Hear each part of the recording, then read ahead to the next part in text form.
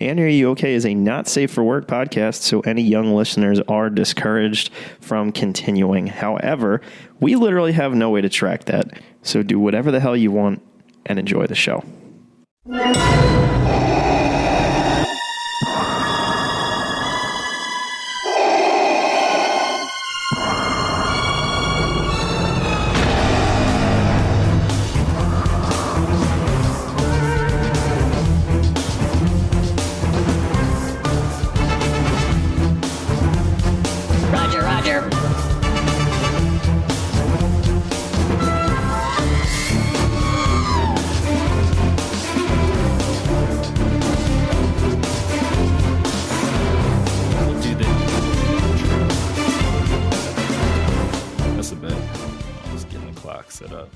But my clock's ready for when we got to do the thing.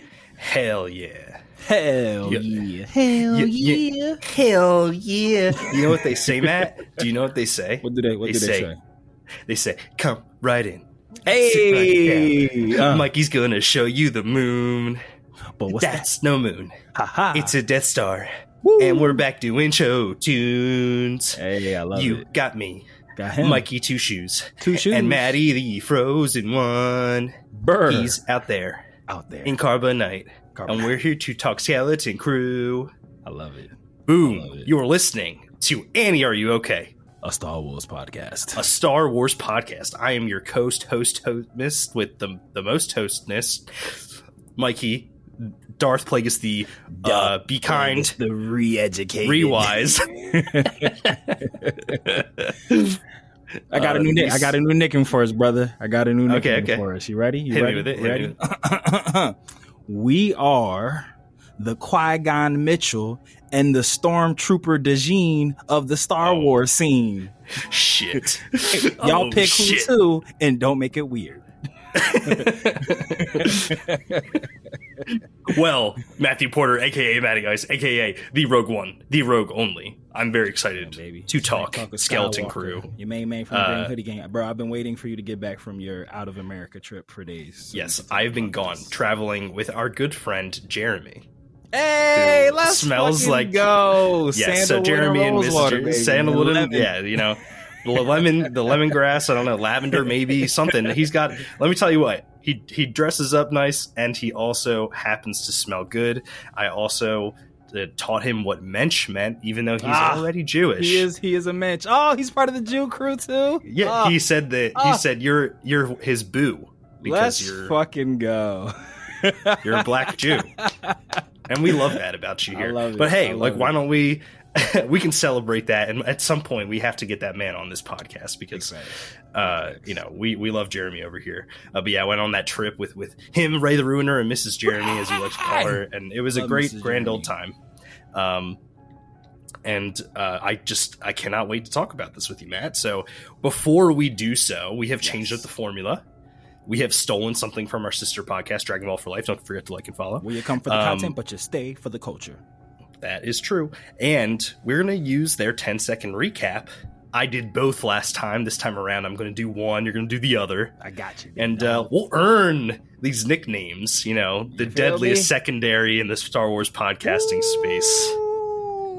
I hear we're shut down. Locked down, baby. Locked down. All right, you got the 10 seconds ready for me, buddy? I do have the 10 seconds ready for you. Are you ready? All right. And begin. Jod frees the kids. He then saves SM-33. They escape to find help. Meet Kim, who gets them coordinates to what they think is Ad-Aden, and they escape some X-Wings. Oh my god! I mean, it wasn't clean, but it was 10 seconds. Jeez, that wasn't clean at all. I need to get with it. I should practice. I should practice before we do these. But hey, man, we're here. Okay, well, hold on. Let me do it. Don't. There is no try, baby. There is no try. Yeah, that's hell yeah. Let me get. I got my stopwatch ready. All right. Hold on. Let me. Are you ready for? I gotta run through on my head real quick what I had planned. Bear with me. He's processing. You know.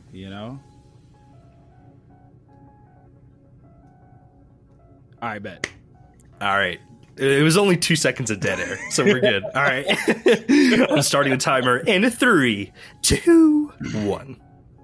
Baby pirates, robot amnesia. Why are you touching my sock money? Neel gets bitches. I thought you said Valhallan, not Ed Adden. Wow. Damn, dude, that was good. that was great. Shit, you literally had like a minute or a second and a half to spare. I could have used it. You know, we'll give that. We'll let the young guys eat. As Saquon said, let the young guys eat. You know? I can't remember no at. I'm gonna be saying that for the next 3 weeks. They fucked up. They shouldn't have done that. I love it. They shouldn't have done it. The t-shirts are being printed as we speak. As we speak, for sure. Spencer's will have that up by Christmas. Oh, no doubt. It'll already be on a Christmas sweater. 1,000%. What a great So those were the 10-second recaps. You know, you've already watched. I'm sure you've interacted with quite a few other Star Wars content creators by the time you make it to us. So we have changed the formula, done the 10-second recap, and we have done a new segment here, which we are going to hit the sounder for. Yes.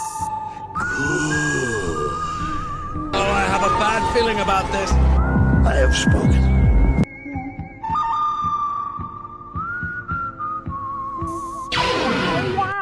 Wow. It is the good, the bad, and the Ugnaught, a new segment of Annie Are You Okay, where we discuss something we liked, something we didn't, and something random that caught our eye. Yes. Now, Matthew. Yes.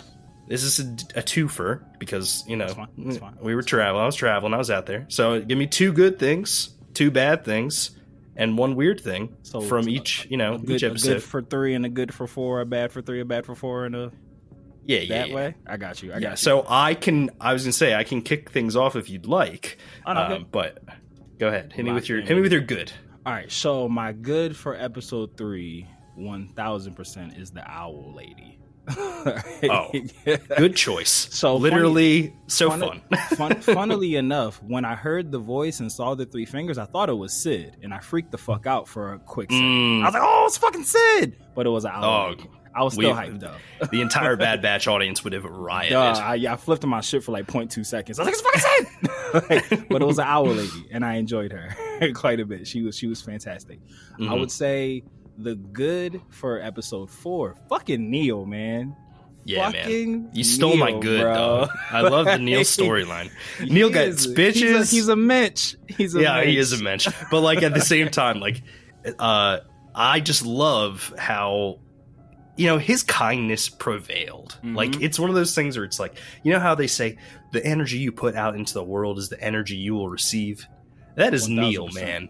And I love that. And it's like he's the don't get me wrong. We are going to be learning a lot more about these characters, and I'm sure we will spend some time talking about KB as well, being the speculative, like critical member of the crew, but Neel being that like the heart, the anchor, heart of the team, like the Glenn of this crew. You know what I mean? You need someone who has that strong moral compass, and Neel, he's TK off Digimon. Yeah, man. And you love to see it. And you also love to see him, you get a little peck on the cheek for a little kid. That's kind of like, I'm sure he had that crush at home. Now he's like, no, all I can think about. He said, who? Now all I can think about is my child soldier wife.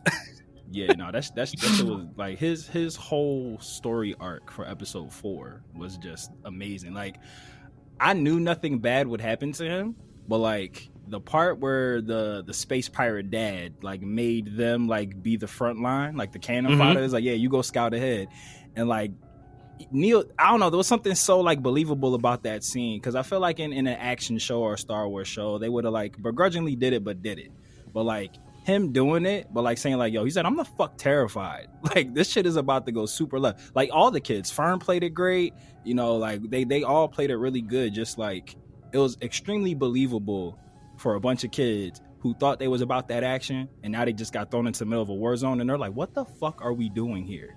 Yeah. Yeah. I just loved it. So like, even like with Neel, like, and when he was like the whole part about him saying like, oh yeah, this is a lot better with a friend, but like him still being like, yeah, I'm terrified, I'm shitting myself right now. I was like, oh no, I feel so bad for him. Truly wonderful the mind of a child is. Bro, yeah. Neel was definitely my good for 4. If I'm going to transit, did you want to comment on that before I transit to my dads? So or are you doing your goods? Let me do my goods. Oh yeah, quick. please. So my good, you stole my good for 4. So we could keep talking about Neel. I covered my love for Neel's like storyline there. I also think it was like great that at the end he did show courage throwing the rocks at SM33 to protect his friends. So it's like this kid just has a heart of gold, and I'm so glad that we kind of like saw his development through that episode, because with such a large ensemble cast, you don't know how much time you're going to get with each of them. I think that was Neel's episode for sure. Like, I'd be willing to bet that we don't see him develop nearly as much throughout the rest of the show, but I might be wrong, but we'll see how it goes.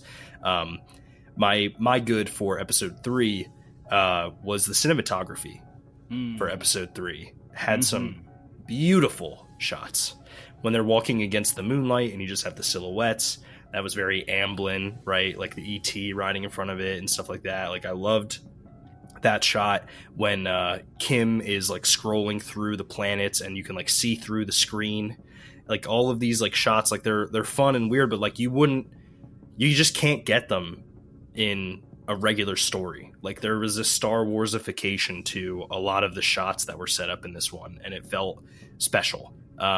And I think that's a word that's going to continue to come up as we cover the show. There are things about Skeleton Crew that feel very special. So that was something that I really enjoyed and liked. But yeah, why don't we transition over to your bad? What was something you didn't like about episode 3? So bad for 3 is easy. The fucking parents. What is the point of them? Like, I know, like, especially like we'll get to my third thing. Well, I won't shoot my load here, but just to keep it just in the bad. With 4 episodes left, I get that like the mystery of this hidden planet system, that seems to be the big thing. Like, why these planets are off the map seems to be the big mystery that the show's focusing around. But it's just like, they've managed to do less with the parents than I think that we even predicted that would happen. I thought that there would be like a home and away storyline. Like, this is what's happening with the kids, but we would still get some AT-AT and stuff. And I know it's only episode 4 that they didn't do no parent shit, but it seems like that is such like a innocuous story thread now at this point. Like, it doesn't seem like the parents are in some shady shit like we kind of had projected, like, oh, maybe it's a first order star system planet thing, and maybe they're actually like raising up like not rebel soldiers, but like, empirical soldiers. Like, this is just what we see from their side. But it does seem like they are the typical Pretty Little Liars, Lost in the Dark, don't Stranger Things, like like what did Dustin say? I'm paraphrasing, but he basically was saying to like Mike's daddy, like, what the fuck do you do? Like, do you know where your kids are? Like, where are your children? Like, so it seems that they're, and we kind of probably should have predicted that. They said that they were modeling this show off of Stranger Things and The Goonies. And like a lot of those shows, the parents are just like, oh, your kids have been missing for days, and you like are not concerned, or like you're not doing what I would think a parent whose child is missing would be doing. I'd be tearing the star system apart looking for my kids. There's also an element of like, because the mystery is on AT-AT, like, you would think that they would do more to flesh out the parents' storyline. And here, I will say this. This is ripe for a whole, hey, we're going to do, maybe it's episode 6, maybe it's episode 7, a whole episode that focuses on the parents. Right. That episode better be damn good. Yeah, I leave room for that. It better be damn good. 1,000%. Because I need it to be, I don't want this like fun adventure to be stalled for an exposition dump. Like, that 1,000. Right? Like, that is kind of where I think I'm at with like the 8 episode structure, is just like, I'm always waiting for that. I think Acolyte did a great job of getting it out of the way in episode 3. Right. And then like, even when we return back to it in a flashback episode, like, we were at least able to see it from a different perspective. And albeit personally, I thought the Jedi's perspective was a little more interesting. Because, you kind of get to see the fallacy there. We didn't often get to see that in Star Wars. For this is a much more grounded story as far as I'm concerned. So I'm like, how special can it be? However, the more we build through this AT-AT storyline, and it being a lost planet, and the whole supervisor, and then Akron being essentially a duplicate planet, makes me feel like, oh, there could be something really big from a lore standpoint that happens in that episode, and that would make me feel a lot better about it. But I agree with you. What is the point? I do have a question for you. Knowing that this whole space suburbia, which I know you hate, seems to just be like a dupe, like a system of planets that intentionally are trying to do that look, does that make you feel better about it? I thought so. Yeah, absolutely. There's something about it where it's like, I think part of me is like, okay, if these planets are cut off from everybody else and this is just what it is, then why should I feel manufacture their slice of heaven? Right. Why should I feel that like the development of the planet should be that much different from an Earth? Right. But if you're exposed to the rest of the galaxy and that's still what your planet is, then it doesn't match. Yeah. So I don't want to say I appreciate it, but I get it. I'll put it that way. Got it. So I don't really have much complaints about 4. I really, it's my favorite episode, I think, to date, episode 4. I will say I don't know if it's a bad, and it kind of flows into my thing that I'm paying attention to for my third thing. I'm a bit confused as to like what Jod's story is supposed to be, because it's like, I can't let go of the fact that they intentionally hid his face as Captain Silver at the beginning of the episode. Like if we've already acknowledged what is his alternative identity, his secret, not secret identity, but his alter ego is, we're acknowledging that he was that captain that got mutinied upon when he had the conversation in episode 2. So it's like, why hide his identity if that wasn't supposed to be like played out longer? Because it seemed like when KB was just like, yeah, you're not getting on the ship until you tell us the truth, and then he like admitted that he wasn't a Jedi. I do think he is Force sensitive. Yeah, me too. Because he's done, and that kind of flows into my thing. Again, not going to shoot my load, but I know our bigger topic conversation is going to get into it, so I'm trying not to bury the lead. But yeah, his storyline is starting to confuse me a bit because of like the seeds that they planted in episode 1 and 2 made it seem like that was it, but then they like quickly revealed to the kids like, yeah, this is who I am. This is what in episode 3. This is who I am. This is like, we didn't get all of it, but I didn't expect that reveal to come until later, and I thought it was going to be like a bigger thing, like maybe like the pirates catch up to him and they call him by his real name, and the kids are like, who the fuck is that? Like they had more time put in, but for that to have happened that quickly, I'm like, oh, like him being a pirate captain isn't like the twist because it's already out there in the open. So I'm a bit confused, and again, the trailers of the show kind of were basing it around like, is he a Jedi? Isn't he a Jedi? He says straight up, he's like, I never said I was a Jedi, like, so to speak. It'd be fire. I don't think they'd go this way, but it would be fire if that line I didn't say was a Jedi meant that he was like a dark side user. That'd be kind of cool. Like I didn't even think about that. But I do like your train of thought there. It definitely adds a wrinkle into my speculation. I'll be thinking about that moving forward. Because it's like, if he's just a Force user, that's cool. But it's just like your promo material was based around, is this another Jedi that survived Order 66? You gave us episode 3 saying straight up, he said, hey, y'all said I was a Jedi. I didn't say that.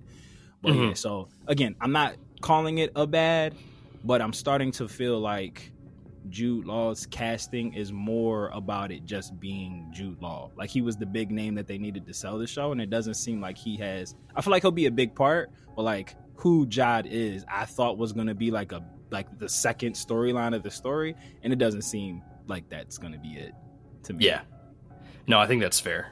For my bad of episode 3, don't get me wrong, I like KB. I like how she's not quick to trust Jod. But the pacing of them having to get off the planet felt awful. I was like, you can't be stalling this long. Like, it just, like, the X-Wings are right there.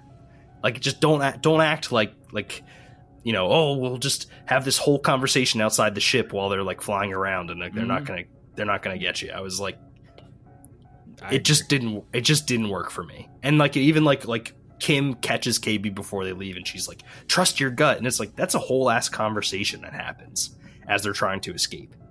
And they're not really escaping. Right. Like, so it just felt to me like it was like, this is too slow. Everything else in episode 3 still, felt pretty good to me for the most part. There were some things where it was like, he helped the kids get off the planet, and then when he goes back for SM-33, they don't really show him getting SM-33 off of it. They like jump cut. Have you noticed they do that with every like altruistic thing that he does for the kids? They don't show it actually happening. Same thing happened in episode 4 when he got the animals back. You never see that happen. Yeah. That's a good point. Maybe we'll keep an eye out on that. It's Matt, that's very much going to fuel our larger discussion. So I'll hold on that before we get to that topic. And then we have. I'm sure you've picked out a couple of weird things. Yes. My weird thing, I feel like, is a through line. Mine is too. I actually have one that's a through line. Yeah. SM-33's involvement in the storyline is my weird. I'm loving it. I'm loving it too, but I'm just like, what is he? What's he from? Like who's his captain? Like, who was his captain? What's his original like functionality? And how long ago did this happen? Mm-hmm, and all of that. Yeah. So that for me is like it just continues to grab my attention. I liked him when they introduced him. I thought he was an interesting character. I liked him even more when he became a badass Rock'em Sock'em robot. Mm-hmm. But there's just something about him where it's like when he's on the screen, he kind of steals the show for me. And obviously in episode 4 with him constantly doing the comedic beat of like, can't say I remember, no, add the part where he was like, rip him apart. Yeah, like, I was like, boom, by shit, boom. boom. Yeah, no, I was like, this is great. Like there's something about, I won't be surprised if I walk away from Skeleton Crew being like, yeah, I think I most enjoyed SM-33, but he is certainly a weird character to be plugged into this thing, and he's kind of driving the story. Yeah, like in a lot of ways, it's him. SM-33 is a central point at every pivot in the story. So, did I just unlock something for you? You might have. What if SM-33's captain? So the ship is on Adatin originally, buried deep down. Yeah. He's been shut down. We know he's been there for a while. We don't know how long's a while. What if Fern's grandfather was the captain that crashed? Okay. And like, I'm not saying that he set up this star system, like of these Valhallan planets, as I'm gonna call them now, the Valhallan outer rim, the Valhallan rim. Like, I'm not saying that he's the person that like set up that system, but maybe he did. Shit, what if, hold up, more theories. I'm kind of going off the reservation with this one. But like, what if Fern's grandfather, which again, I thought the mentioning of him in that first episode, like felt like it meant something. And we talked about this during that review. Like, he could be the supervisor, right? Like that's kind of something. Like, cause the mom seems to be like, I don't know, the mayor for lack of a better term, or she's at least in charge of like the department that she works at. And they mentioned like, oh, your grandfather would be so proud, which seems that like he's person of status, like on Adatin. Like, what if like he found the treasure and like set up these clone planets to confuse people who would come like looking for the treasure, like sleight of hand type shit. Like, all right, if I make 10 identical clone planets, as long as people just don't know like which one is really on. Again, that's the stretch. But like, what if he is the captain?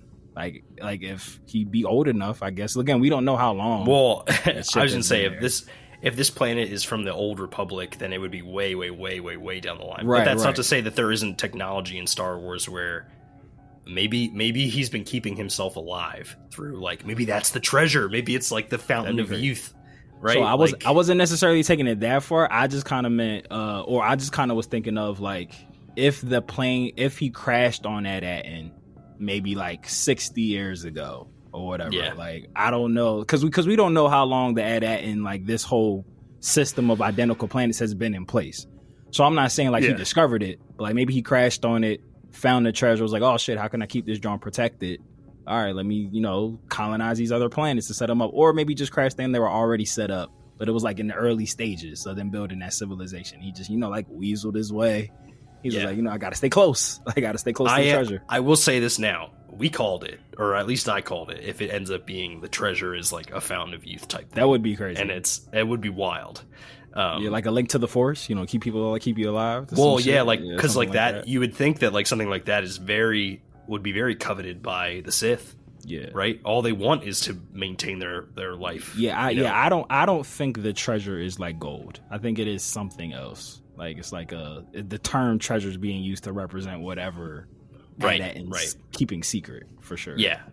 It'll definitely be interesting. So what was your weird before? So to kind of go along with my bad that I'm saying, like, I'm not sure if it's a bad. I like how they have been having Jod do force shit, but not like focusing on it. Like when he turned off the lights, when he was talking to KB, he's like, go to bed. Like, I like how they're not like they're not amplifying the fact that he's like using the force.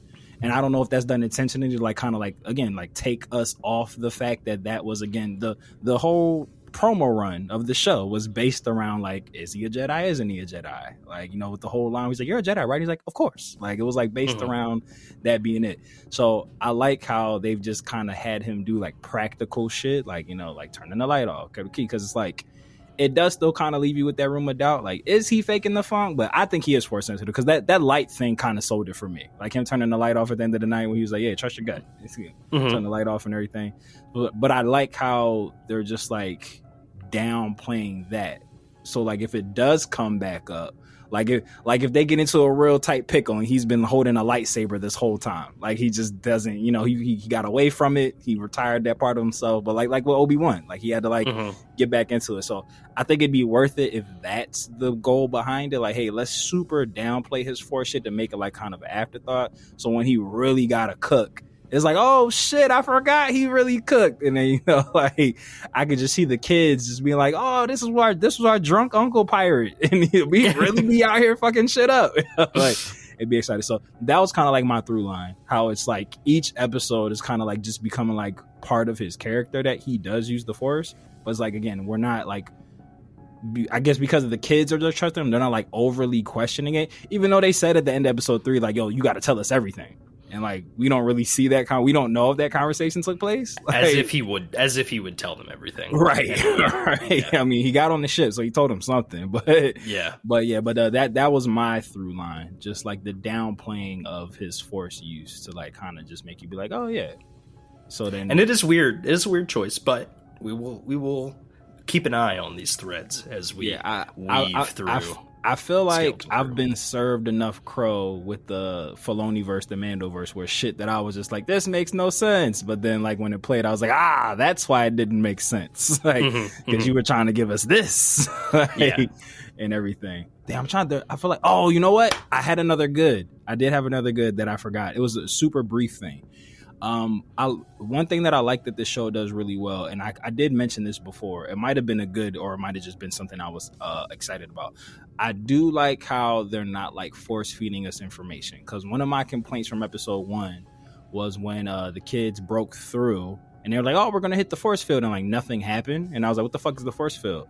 I like how you get to see what those machines were for this fucked up planet, like those satellites that were surrounding the planet, because if they're all like clone planets, then you gotta kind of be like, oh shit, that's probably what the force field shit around that looks like.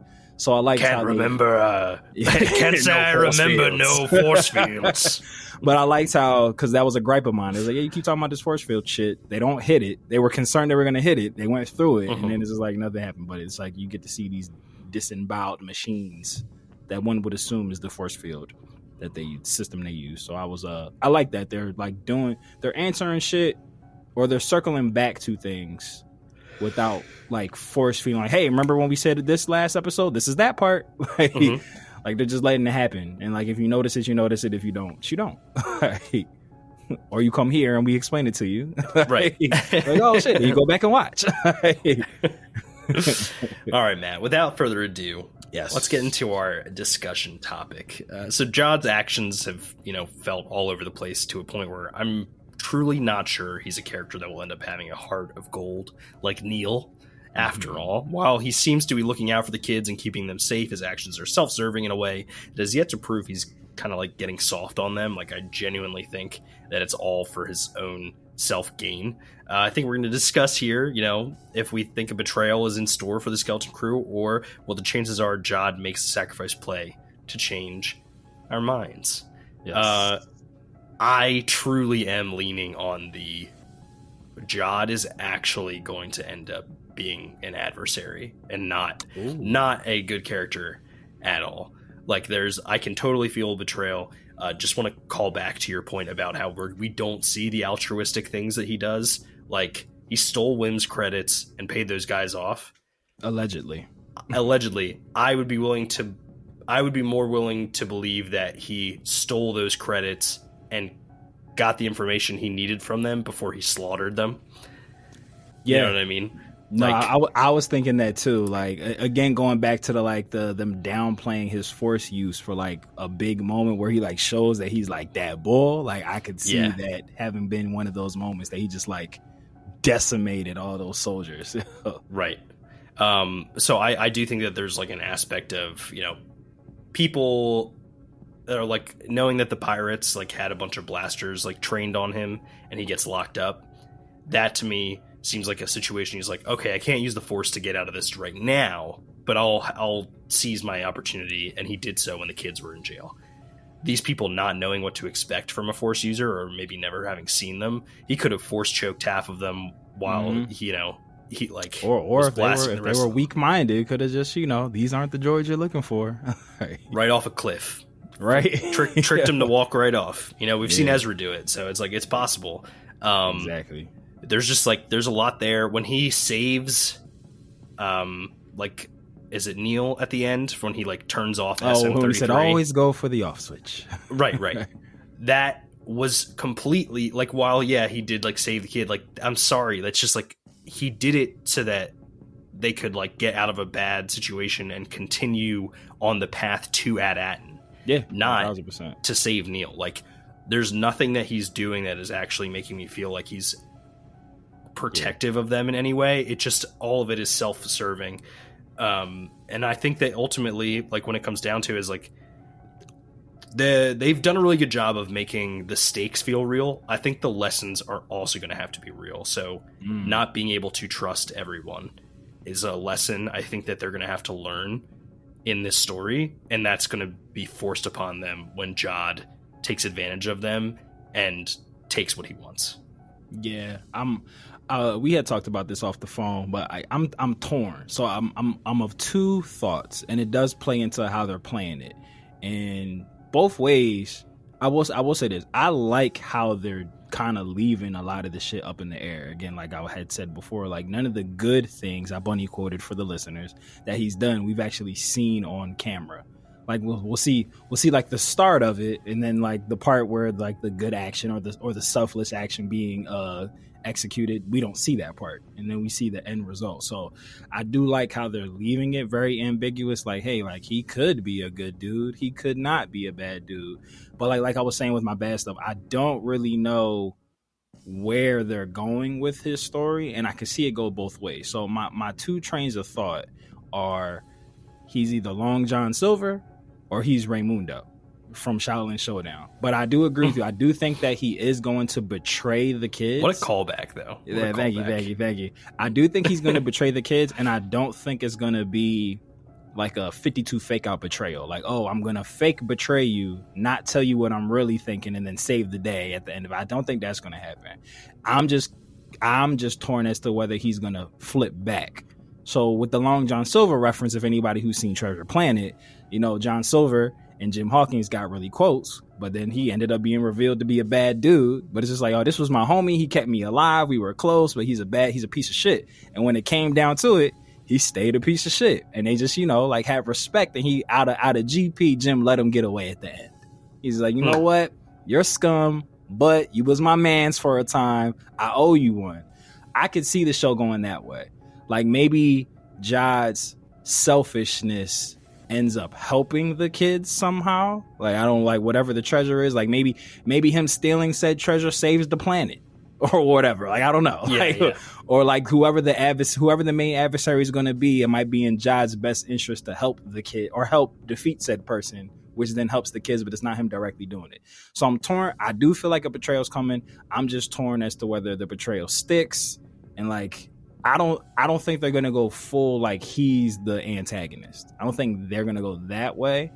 But like you were saying, I do see like a decision having to be made where he's just like, do something selfish, do something for the kids, and he does the thing, and you get like the heartbreak moment, and Fern and Neel and all. I think kids. Wim is the one who's going to be. Yeah, Wim 1,000%. Yeah, I think that'll be that conversation, like where I can see it in my head, where it's just like he has the moment to like come back or leave, and he leaves, and it may be and like Wim's like, how could you? Yeah, and he's like, sorry, kid, you were a Jedi. I never said I was a Jedi. Like, but so with the Raymundo reference, which I'm kind of tipping more towards that side of it, is we're going to see some moments of relationship building kind of like they've been doing. Because one thing that I did like from episode 4, the beginning of 4, where they were approaching what they thought was and then Fern was just like, hey, no adults in the cockpit. And they're like, yeah, no adults in the cockpit. And like he walked away and he's like smirking. He's like, this kid's got, it's like they don't see that.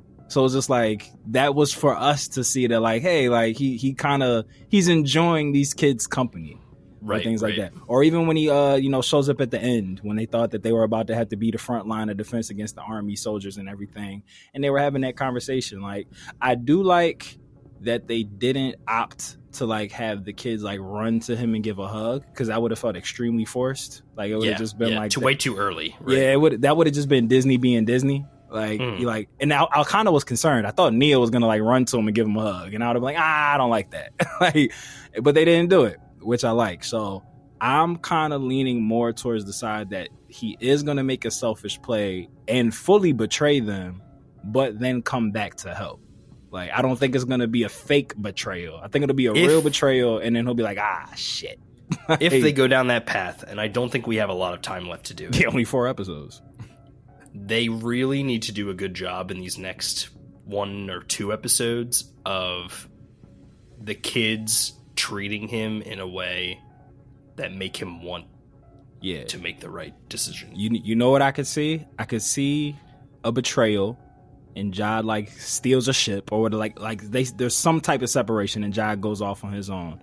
I don't know what the item would be, maybe KB's visor, but I could see him like leaving, and like one of the kids like really important things is like on the ship, and he like sees it and he's like, shit. And it like makes him go back. Like, I don't know what it would be. Like, I don't know if maybe Fern's first in class patch, or her her jacket, like Fern's jacket. That's what I'm saying.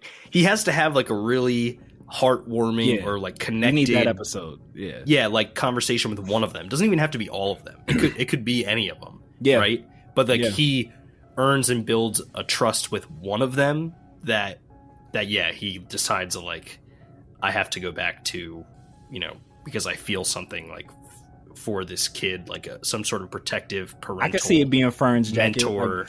Maybe he goes to reach for something else and like grabs her jacket by accident. And he's just like, shit. Or if like Wim ends up finding like some sort of like vibro sword, or like a necklace or a medallion or some shit, like something like that.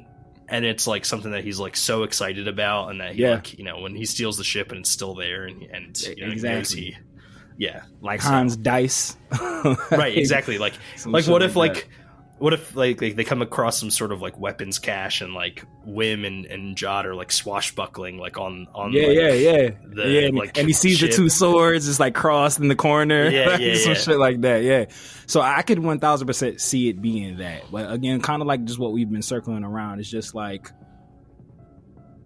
you don't bring a Force user into a Star Wars situation and like not let them go off in like some capacity. That's why I'm leaning more he's a villain, because I don't think they have enough time to set it up in a way that like, I think that him going off is going to be him kind of like creating mayhem.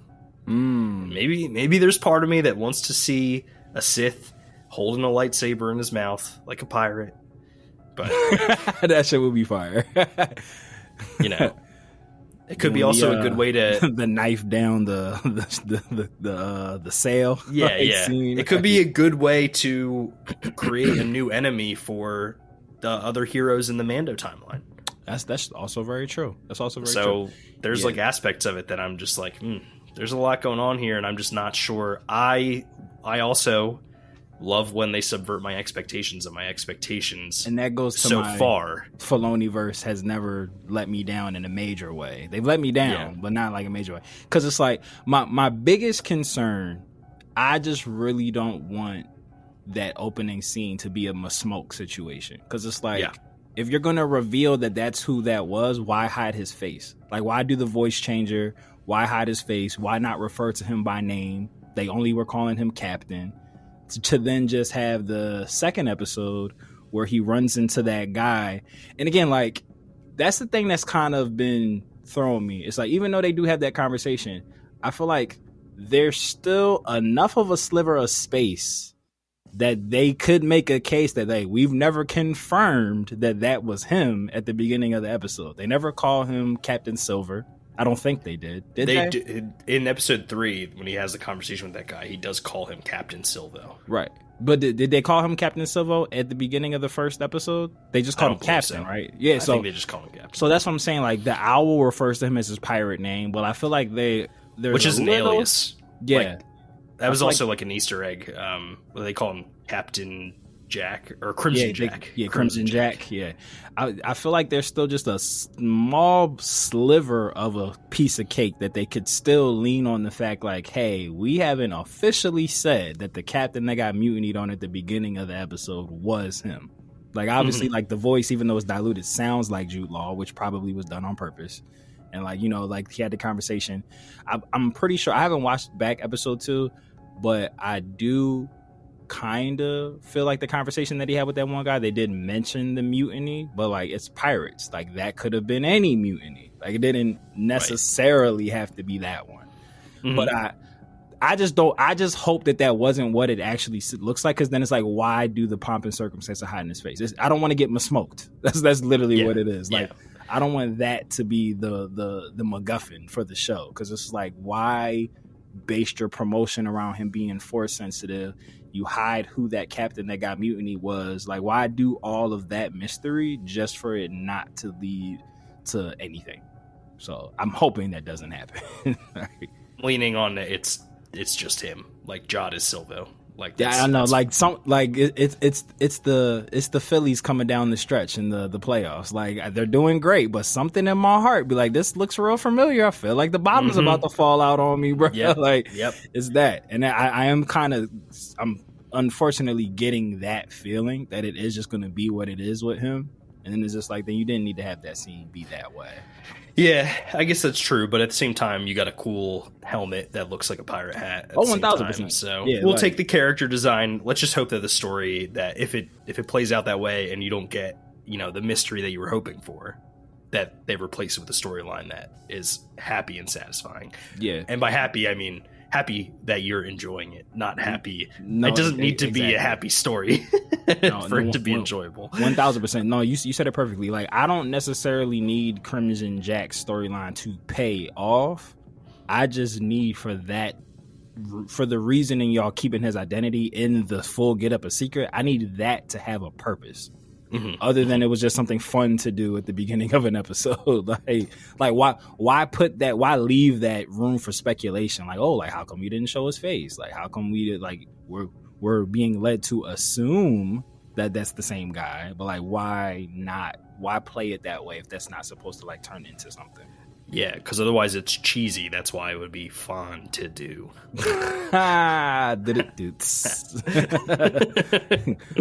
Qui-Gon Mitchell.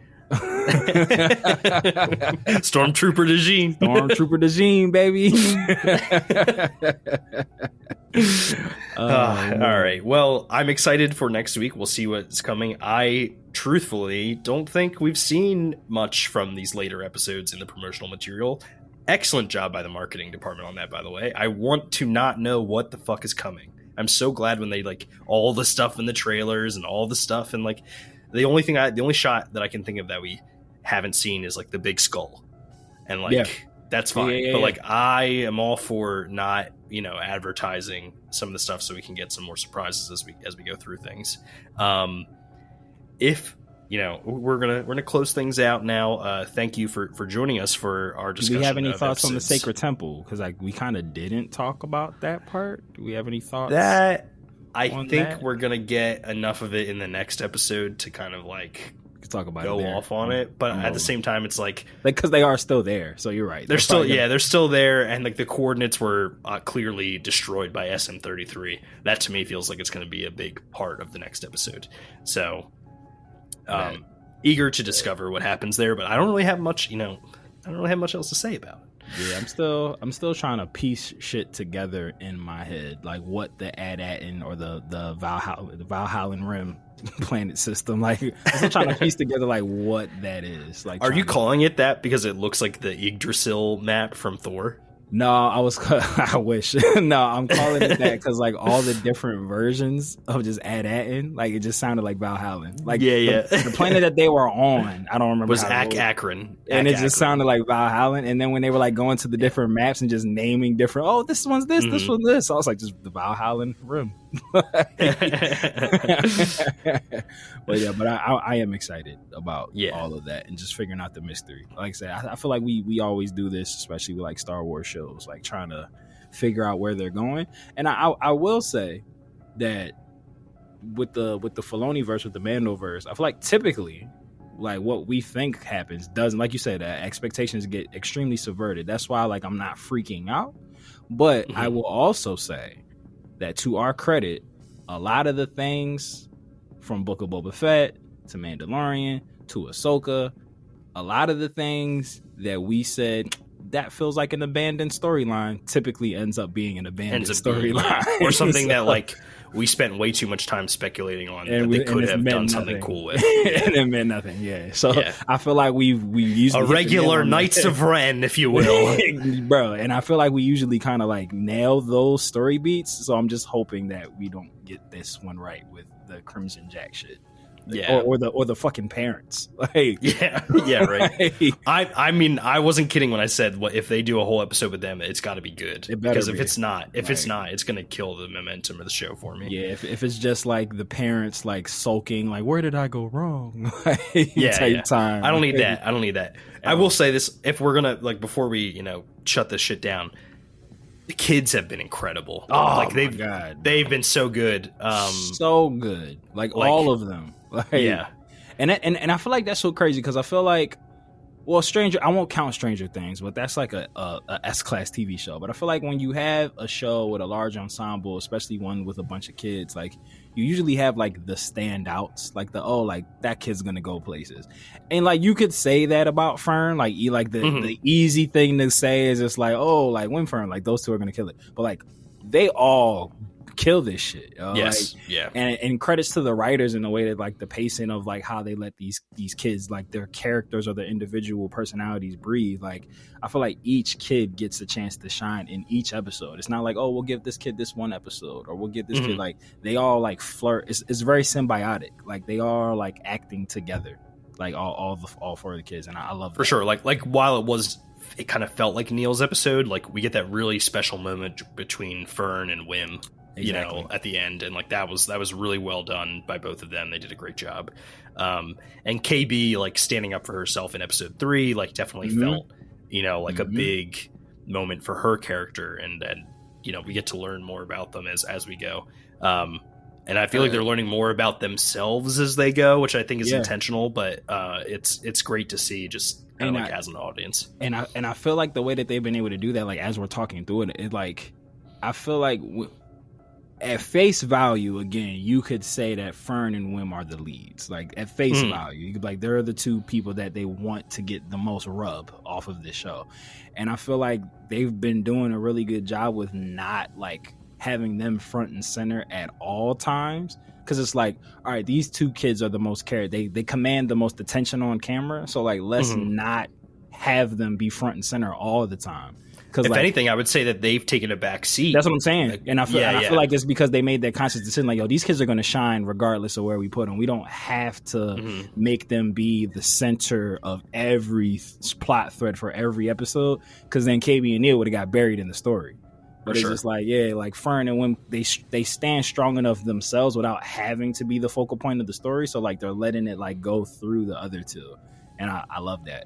I think that's like, because I feel like the way that they set it up was brilliant. Like having KB be Fern's best friend and having Neel be Wim's best friend So like if we focus on KB and Neel, they're always going to be with that other person who are like the two leads. So it's going to like naturally work that way. So like, yeah, credits to the writing team. And again, the kids are fucking, they have to do the job. So and again, I know I feel like you know his name, so you can like throw it in there. But the kid that fucking plays Neel, to have to do that in that suit, he's just it's good. And the thing is it's like on top of that, and I don't have his name handy. I can look it up while you talk.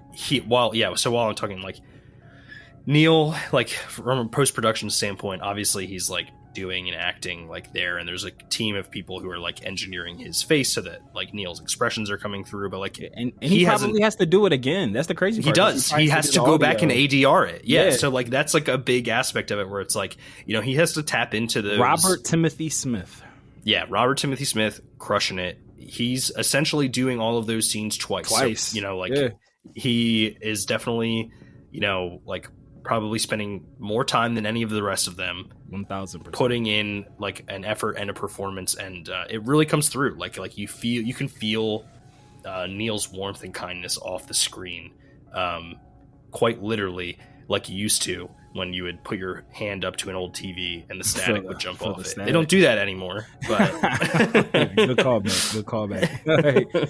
But yeah, and just to again to just give Robert Timothy Smith his flowers. Like anybody who's never had to do ADR before, it fucking sucks. It's terrible. I hate it. And thank God we keep shit crystal clean, no caffeine here, so it doesn't have to be done here. But like from past experiences, I've had to do ADR before, and it's not fun. Fucking blows. Especially like when you do things like me and you, like, you know, we might write down some shit, so like when we're in our tangents, we'll remember to get back to it. But like a lot of this shit, to our credit, like it's not rehearsed. Like we hit the record, like we do our own whatever our prep is as individuals we do before we get on here, but like once we hit record, this is just we're having a conversation. There's an outline, exactly. Like we segment it out, but that's about it. Outside of that, like what we're saying, like we're saying in real time. So it's just like to ADR something that you already did a performance on and still try to like give it that same in the moment feeling is fucking hard. So this kid doing that is kudos to him. Shout out. He's doing a great job. Shout outs to him. All right. What a show. What a show. What a mensch that Neel. What a mensch. What a mensch. We'll continue to give the kids their flowers as we go through, but and shit on the parents. Of course. We have to. But when we're not shitting on the parents, we're here to remind you that you can listen to us here on and all your listening platforms, including YouTube. Feel free to comment, leave reviews, 5 stars. That'd be great. You can follow us. You can follow like me on Blue Sky, but I'm kind of like acting as like the Amy, are you okay? Like social person there at Mikey the Illest on Blue Sky. And you can also check us out on Instagram at the letters ANI, Are You Okay Pod on Instagram. Actively not using Twitter anymore, so just forget about that one. And you can check out our sister podcast where Matt and our good buddy Travis talk all things anime, sometimes, most times, recently, joined by our good friend Bex, who goes by Bex. Miss Majin on the socials. They are talking all things Dragon Ball, covering Dragon Ball Daima, as we finally have a Dragon Ball anime for you guys to discuss as we move forward. And we love it. And you, if you happen to be listening to this prior to January 4th, and you live in the tri-state area, come check out Cospalooza. Part 3, baby! Is our cosplay encouraged dance party that we have thrown. This is the 3rd time we're doing it. It has grown each time. Yes. There are amazing cosplays. You don't have to dress up, but we encourage that you do so. And if you don't, just come check it out. Have a good time. We have DJ Anshi the Ray, who's spinning the 1s and 2s, and she crushed it last time. Every time. There's a good mix of everything. If you're thinking, I want to hear anime intros, you got it. You want to hear pop musica today? We got it. You want to hear maybe some emo kid anthems? We got those too. So please come join us at Cospalooza 3. Milk Boy, the Chestnut Street location. Yeah, you can find all the information at the DB4L_pod Instagram page. We are posting about it constantly. Yes, get the tickets, because both years, part 1 and part 2, were sold out, and people did get turned away. So get your tickets now. Get your tickets yesterday. Yeah. Wow. All right, Matt. Why don't you close this bad boy out for us? Well, Animaniacs, it's like we always say in this galaxy not so far away. It could be Crimson Jack. It could be The Quack Attack is back. It could be Man in Black. It could be that booty go smack. Life can be a beach. Who could it be? Who could it be? Give me some. Give me some. Give it to me, daddy-o. Life can be a beach, or it could be Neel. It could be Neel. It could be Neel. It could be Neel. Oh, it could be Neel. And life is still a beach, but as long as there's no eels, ain't he gonna be okay? He gonna be okay. To the line. Oh, may the force be with you. And with you. Deuces.